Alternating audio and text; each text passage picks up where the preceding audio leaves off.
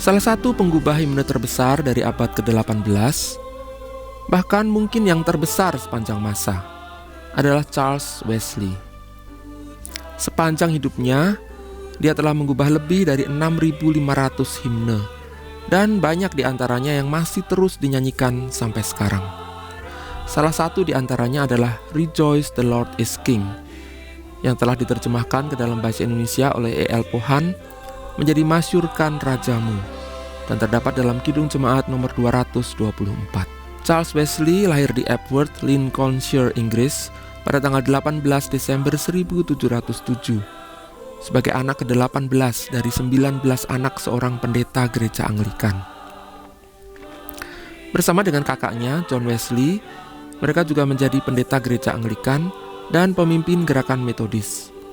Walaupun Charles sendiri sampai akhir hayatnya pada tahun 1788 sebenarnya tidak setuju dengan pemisahan gerakan tersebut menjadi sebuah denominasi baru. Pertama kita akan melihat sejarah penciptaan nyanyian ini. Pada tahun 1744, John Wesley menerbitkan sebuah buku berjudul Moral and Sacred Poems, yang di dalamnya terdapat puisi karangan Charles Wesley yang berjudul Rejoice the Lord is King ini. 2 tahun kemudian, Charles Wesley sendiri menerbitkan sebuah buku nyanyian yang memuat puisi yang sama, tapi kali ini dalam bentuk himne. Awalnya himne ini dinyanyikan dengan melodi yang digubah oleh John Frederick Lamb, seorang teman dekat Wesley. Melodinya sangat indah, namun penuh dengan ornamen, sehingga lebih cocok dinyanyikan oleh seorang solois. Sehingga himne ini awalnya jarang dinyanyikan oleh umat. Beberapa tahun kemudian, George Friedrich Handel mengubah sebuah melodi baru khusus untuk teks ini. Handel mengubahnya pada tahun 1752, namun baru dipublikasikan pada tahun 1826 oleh Samuel, anak Charles Wesley. Walaupun ada bagian yang bergaya aria khas zaman barok, tapi melodi ini lebih mudah dinyanyikan oleh umat. Kemudian menjelang akhir abad ke-19, orang-orang mulai memasangkan teks himne ini dengan melodi yang lain, yaitu melodi ciptaan John Darwall yang sering disebut Darwall's 148.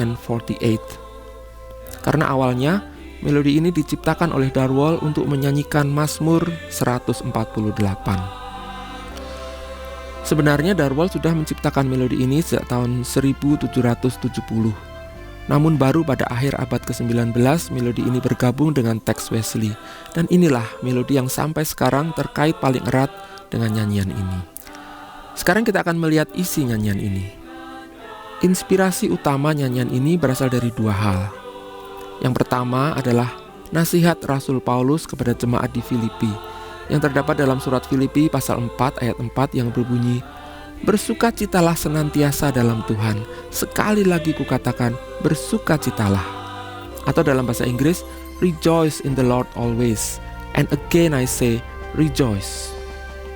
Dan yang kedua adalah kalimat pengarahan hati yang selalu dibacakan di awal liturgi perjamuan kudus, yang dalam bahasa Latin disebut sursum corda, yang berarti lift up your hearts.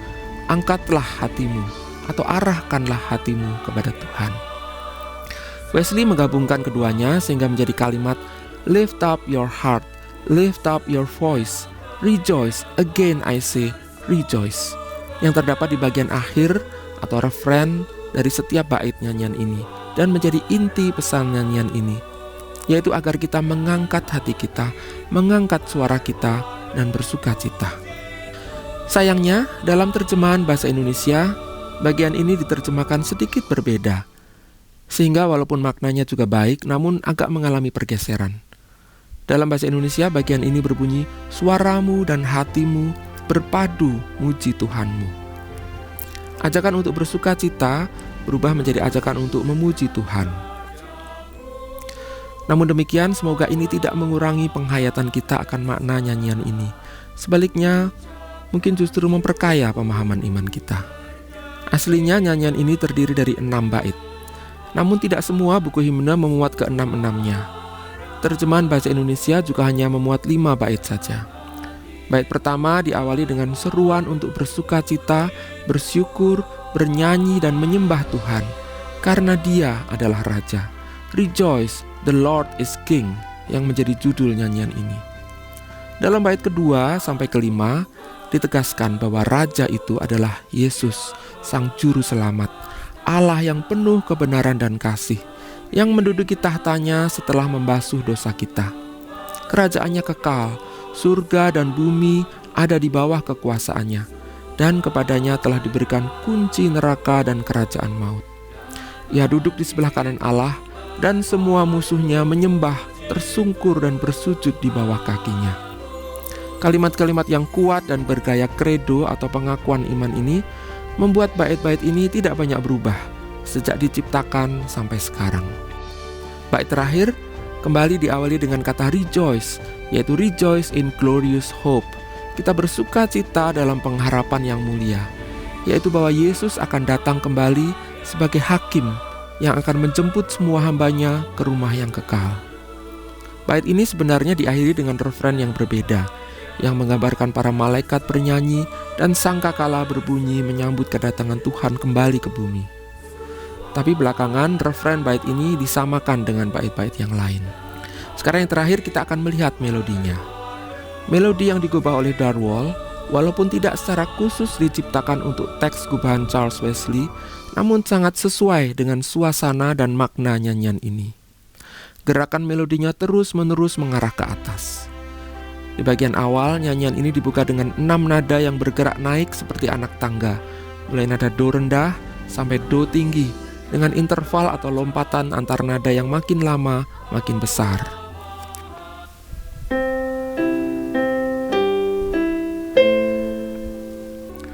Membentuk angka tonika.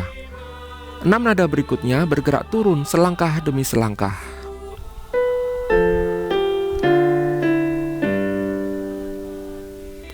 Yang segera dibalas lagi dengan gerakan ke atas, kali ini dengan lompatan-lompatan yang lebih besar dan mencapai nada yang lebih tinggi.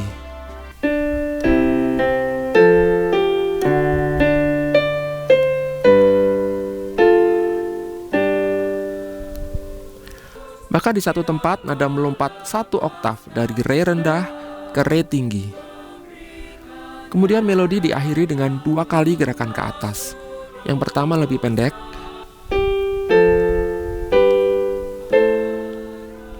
dan yang terakhir melangkah satu persatu dari nada terendah ke nada tertinggi.